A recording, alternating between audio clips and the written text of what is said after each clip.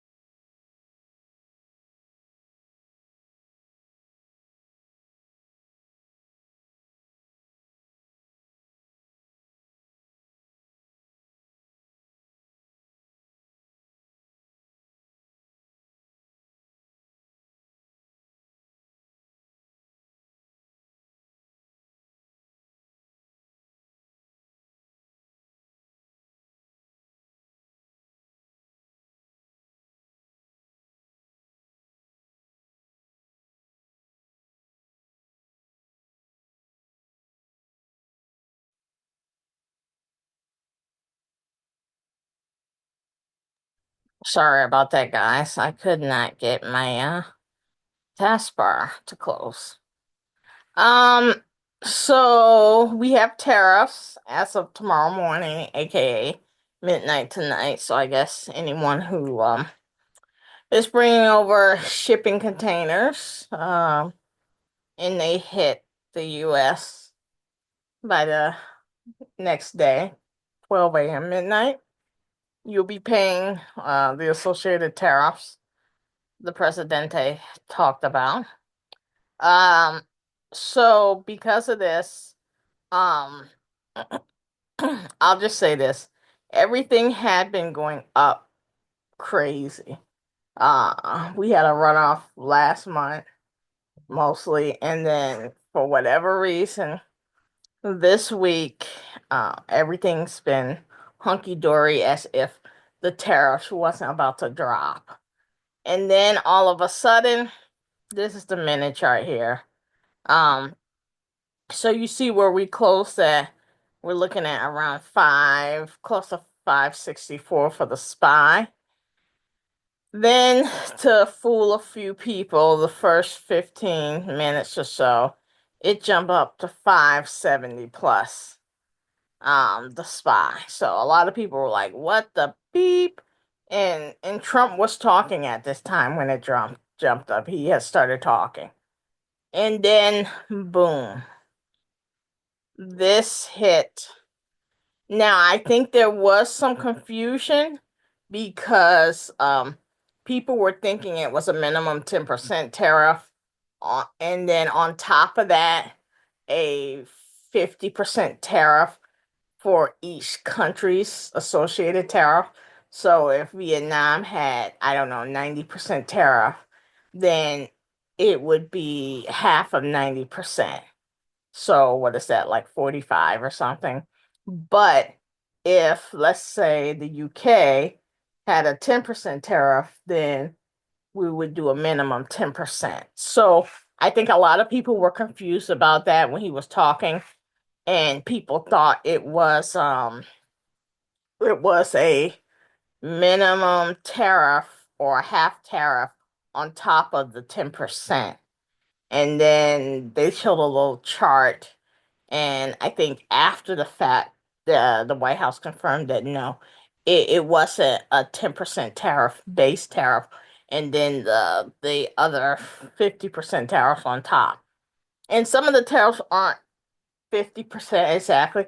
Some of them are like 51, 52, 55%, looks like. So it's a little bit over. If it was an odd number, it seemed like he went up. And then there were a few that were still over that number.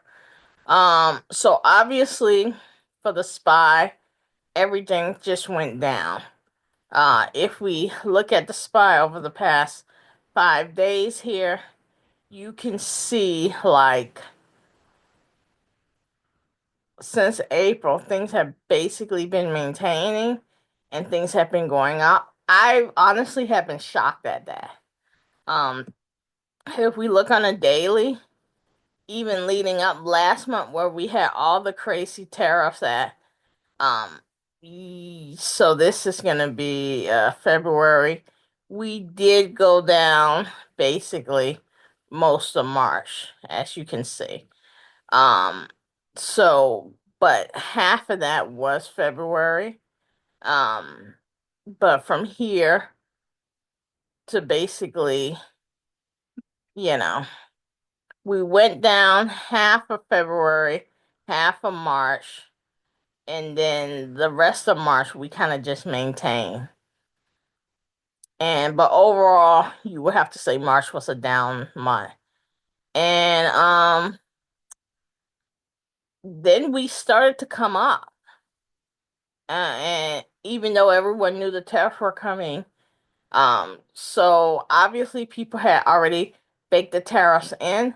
Honestly, I think people had baked the tariffs in since Trump got elected. Let's just be honest. Um, I think they baked them in before he got elected. To be totally honest with you. But hey, that's just me. Um, because after he got elected, the stock market went up. Um, so now we're going down. People are gonna act like they're afraid or scared. I did take a little piece out as a short just to do it. I didn't have to. I had a short going on for the SPY. As you can see, I got out at 5:55.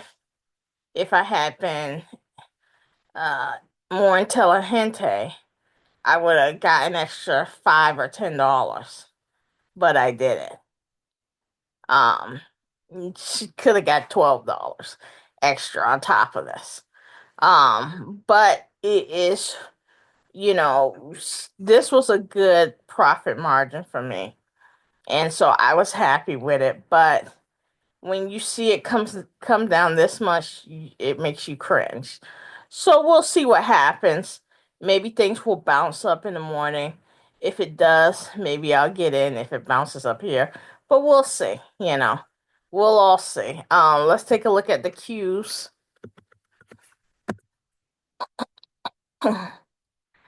Same thing with the cues. We did a little tricky trick here where we closed at 476 and then all of a sudden we're at 482 plus, and then it's just like a rock, just rolls downhill. Um, and so it kind of makes sense if you were to know it, but they do like to trick people here. But it does explain what has been happening over the past few days where things have been slightly going up if you actually look at it. Boom, boom, boom. We had a little dive last yesterday after market in the pre-market. Well, I should say the pre-market, but this morning everything came on. You know, Q, same thing as the SPY. Basically, half the month you went down, even though we reached basically new all-time highs in February. And then things start to come down. And then the first half of March, things came down. And we just kind of maintained, really. Um, and then once we got into April, things seemed like they were coming up.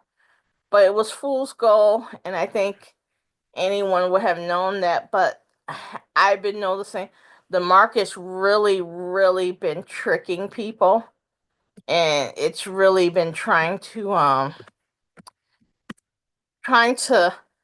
pull people out. So the market's been really strong, and it shouldn't have been strong because we've had so many issues with tariff, threats of tariffs, and all of this kind of stuff. So common sense would say the market should have been coming down. You know, it's certain things are, but the SPY and the Qs, they definitely haven't been coming down. So now, the question is, are we really going to fall down because of these tariffs? And I would like to say maybe. I'd like to say I hope so. The market's been very frothy. But it all depends because companies are making mad dinero.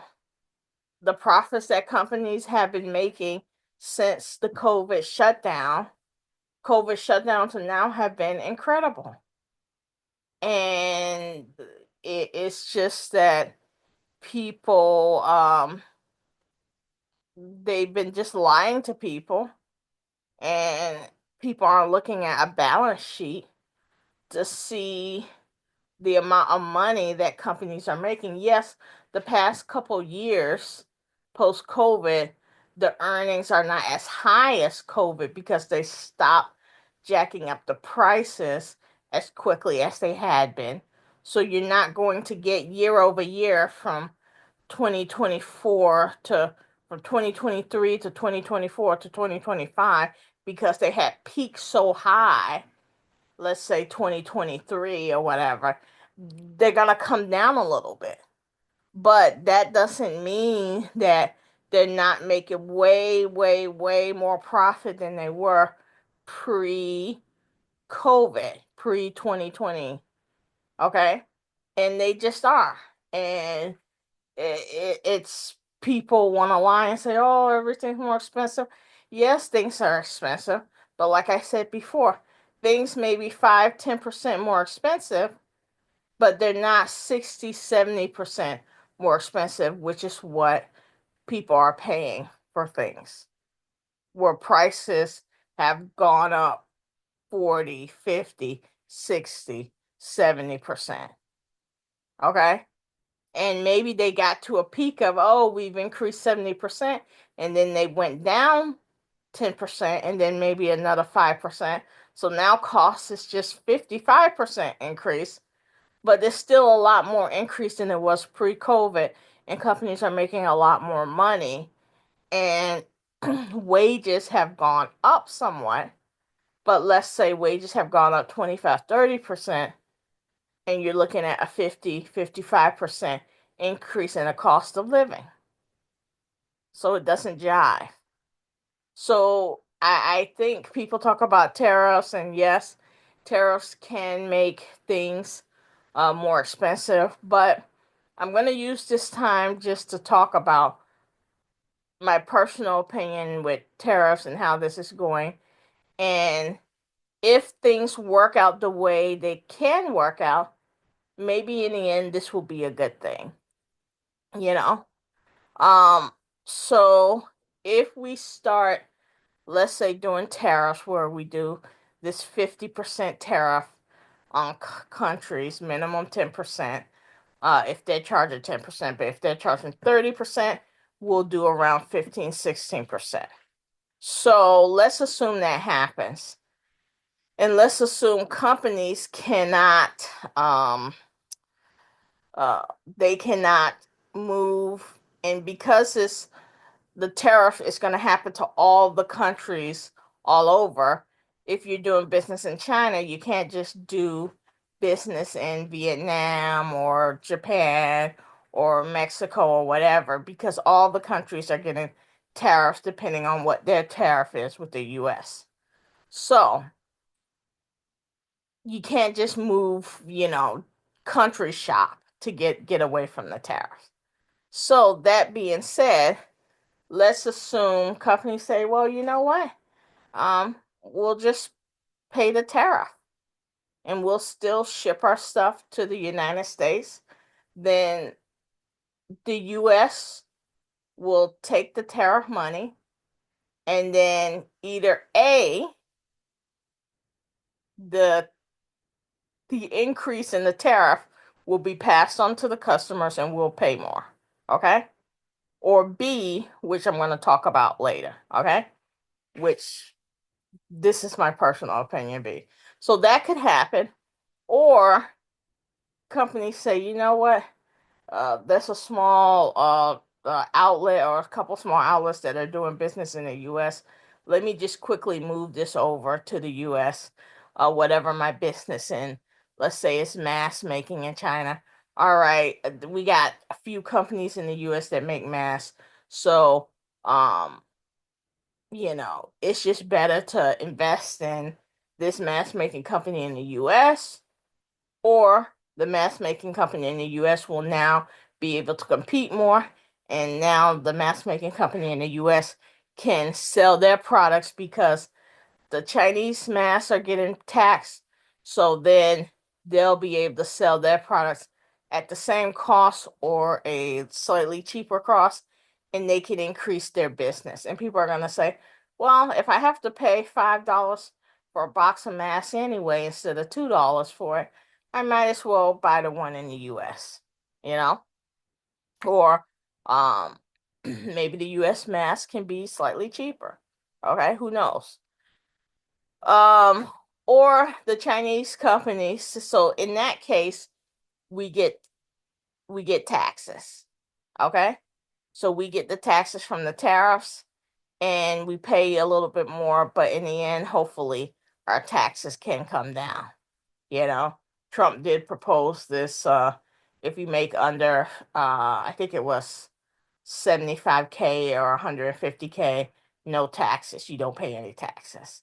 That would be nice, okay? Because if you're getting a lot of money from tariffs, you don't need to charge people as high taxes because you're getting most of your money from tariffs. And then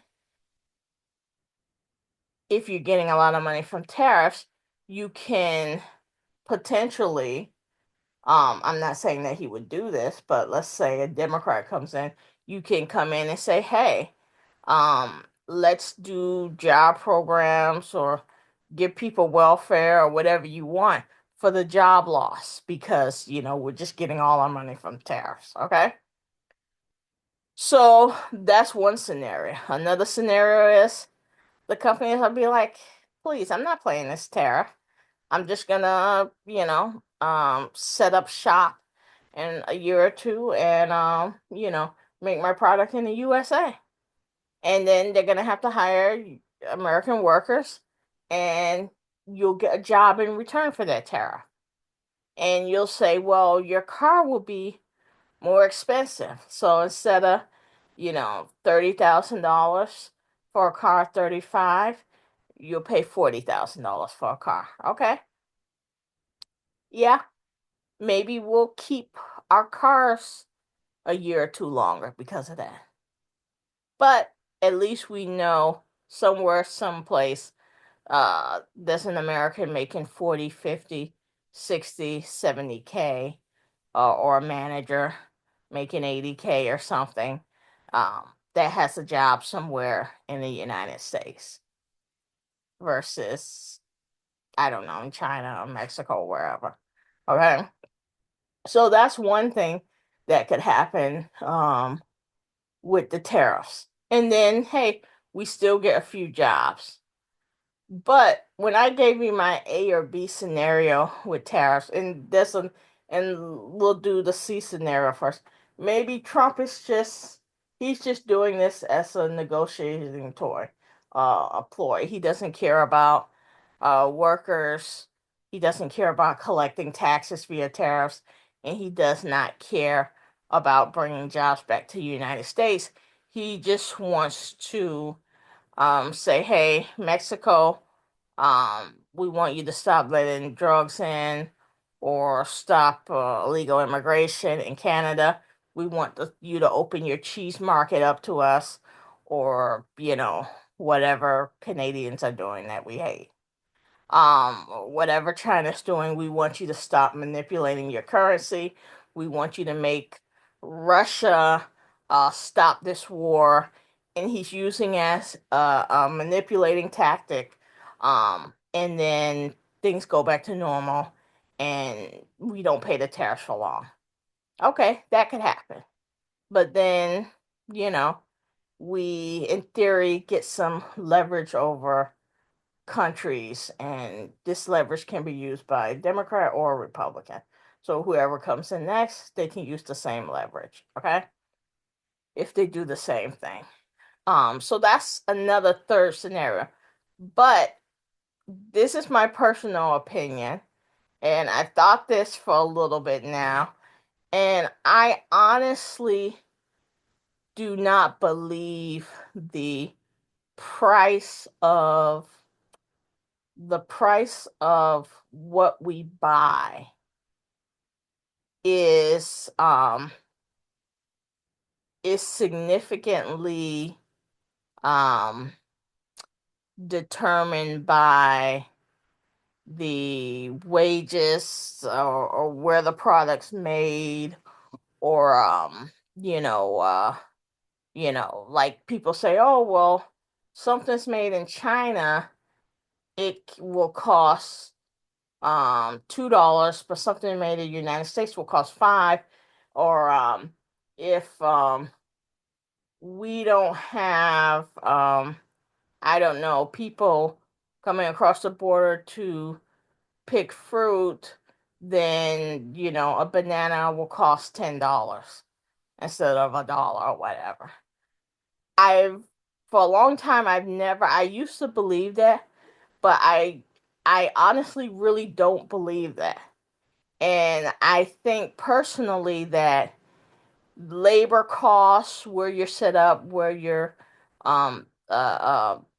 have your factories and stuff like that, that plays a role into the price of items. So I think it plays for these mega conglomerate companies, Colgate, Pepsi, Coke, Apple, McDonald's, you name it, any of these big companies. I do not believe the price that we pay for items like this, consumer goods, is based on any rhyme or reason, or any the wages in one country versus another country. I believe it's based on the fact that the owners of these companies know what the average salary is in a location, and even a location within a location. So let's say the United States overall, and then you say the United States California versus the United States Massachusetts versus United States Alabama versus United States Alaska.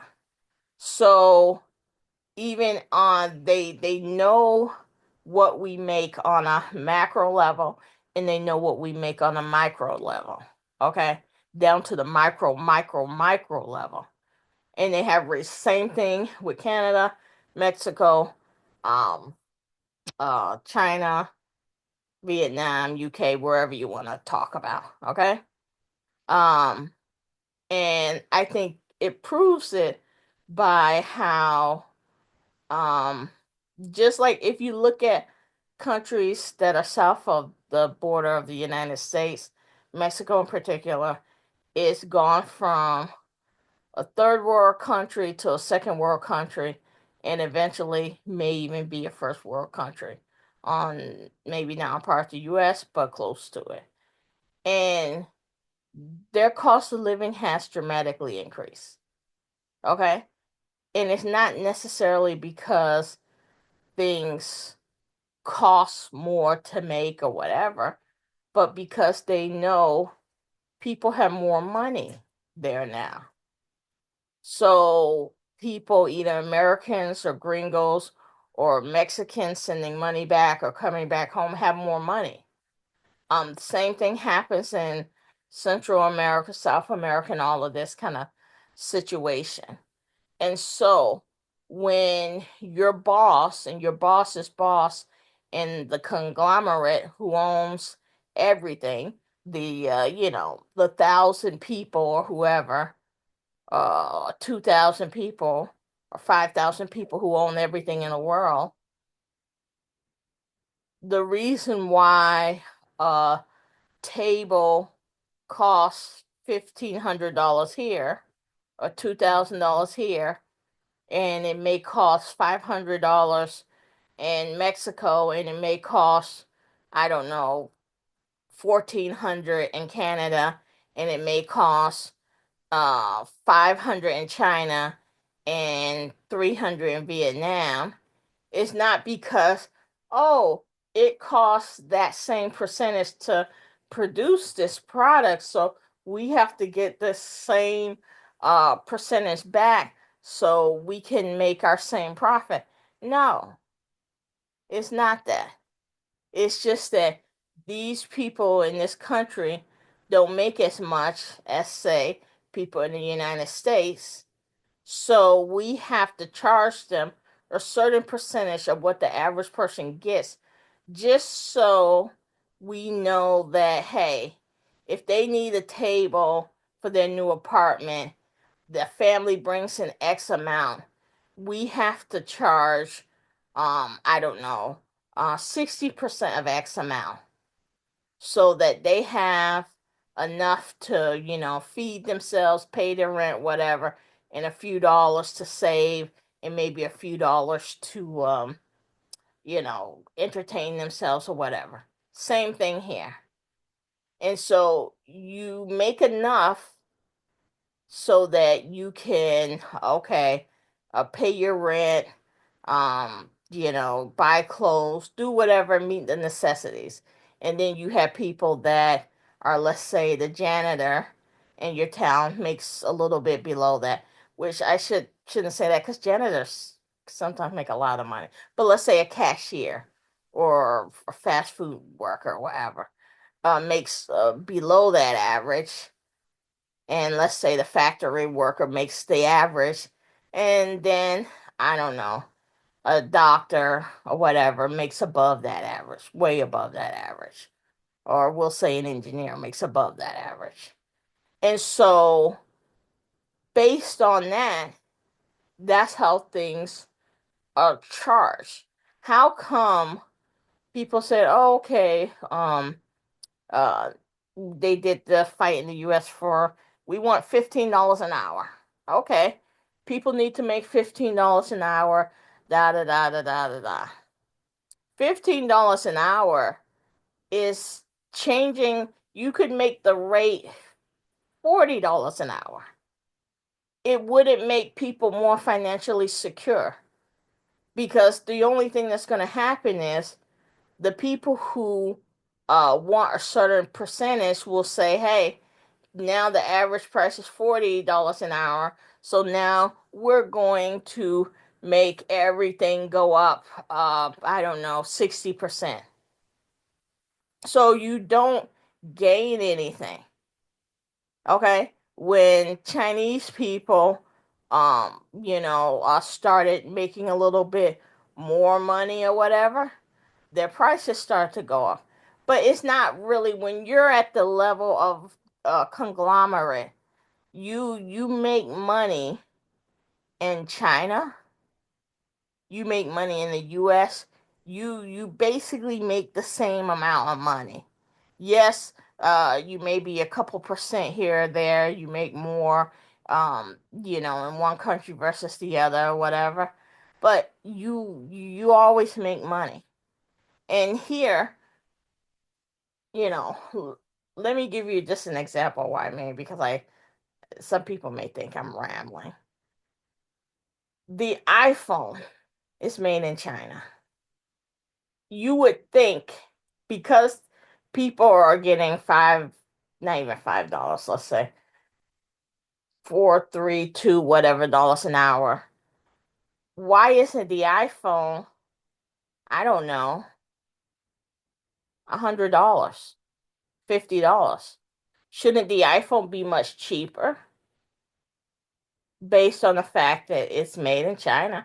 Yeah, the engineering is done here, whatever, but the engineering only has to be done, when they come out with an upgrade, and after the upgrade, all the models, you could sell an iPhone for 50, let's say $100, but people still pay $1,000 for an iPhone, even though it's made in China. If the iPhone was made here and the average person was making, I don't know, let's just say $25 an hour, okay, which is probably not even that, but let's just say it. Let's just say $30 an hour. The cost of the iPhone the price is already baked in. So if you pay people $30 an hour here, you could still sell your $1,000 iPhone and make a good profit. Maybe instead of making you know, 500% profit, you would make, I don't know, 250% profit. Maybe instead of making 1,000% profit, you would make 300% profit or something like that. But the $1,000 iPhone, the cost of that $1,000 iPhone, the highest wages for engineering, for manufacture, for shipping has already been established. And so you just change the price based on what country you're in. So to make money on the iPhone, if we had all of our wages in the US, we would need to charge $1,000 for this iPhone. Okay? So we're gonna charge $1,000 for the iPhone. But in China, we only may need to charge $400 for it. We still make money. So that's all I'm saying is that I think people tend to think that these prices are just really economic forces and the what does it call it, the market or capitalism at work. And at the very bottom, yes, for small businesses, capitalism's at work. The margins are thin, razor thin. For the end consumer, where the person meets the retail consumer or the retailer, the small business, the margins thin, the profits are thin. You're absolutely right. But at the high level, for the companies that rule and control everything, and especially with the way things have been deregulated, maybe not in the 50s, 60s, 70s, that wasn't the case because each individual company, you had to compete, you had to get a good deal and all of this kind of stuff. But now you have just look at meat. Take anything we buy, meat, whatever you want to take. The end point is like probably you can count on one hand the number of players at that endpoint. 2, 3, 4, 5 players in each industry, tops. And they set the prices. And that's all there is to it. So I'm not saying El Presidente Trump is trying to help people out. Maybe he's just trying to, make the market go down so him and a lot of rich people can buy cheap stock or whatever. Probably because the market frothy. That could easily be the case. But theoretically, tariffs, we're already paying an arm and a leg for everything we buy anyway. The price of items cannot go past a certain limit because people just won't be able to afford it. Okay, and if people can't afford it, they're going to either not buy it or they're going to go without it anyway.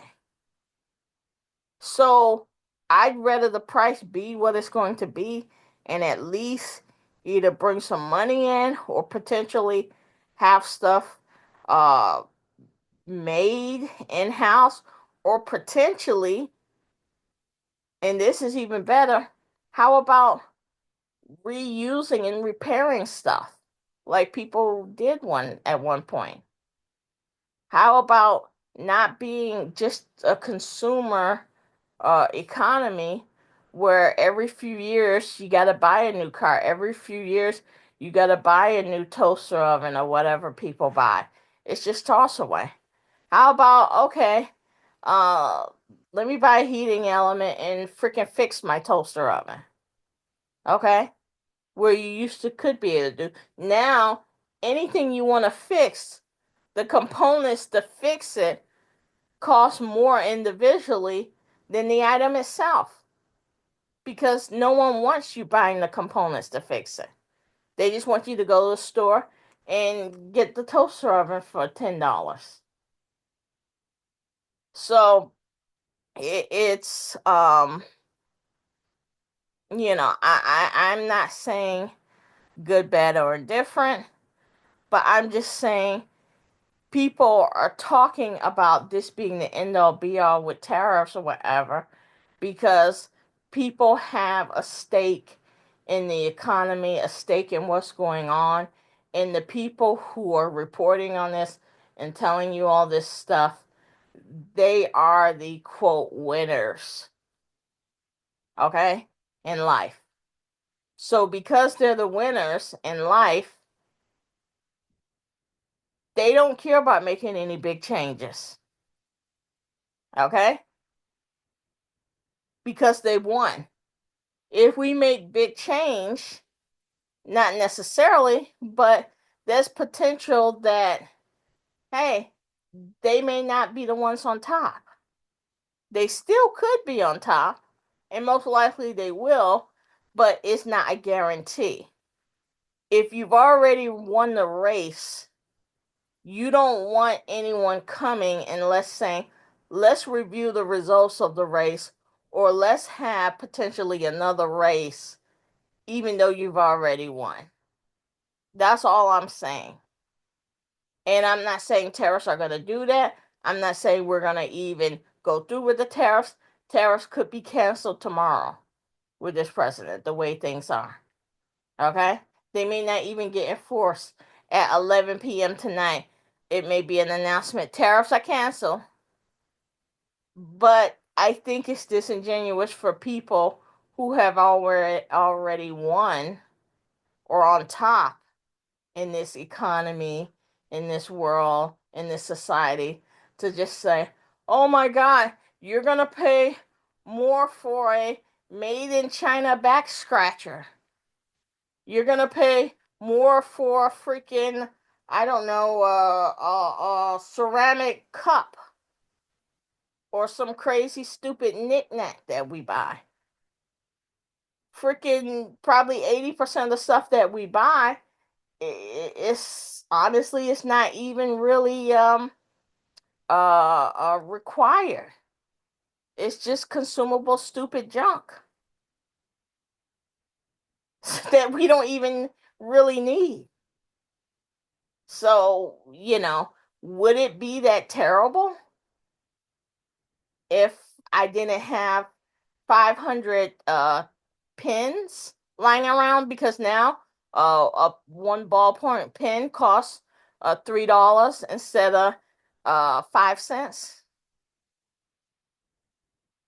Would that be so terrible? It's just a question I think people have to ask themselves, and that's all I have to say. I didn't do a review, but I just wanted to vent and talk about this tariff thing because I think sometimes we listen to other people and they say, "Oh, we're just like lemmings and we just follow them, when who knows what will happen. Peace out, people. Miss Munoz. Anything? Have a good one, guys. Hit the like, hit the subscribe. Thank you. Bye. And I don't want people coming to my house for talking too much.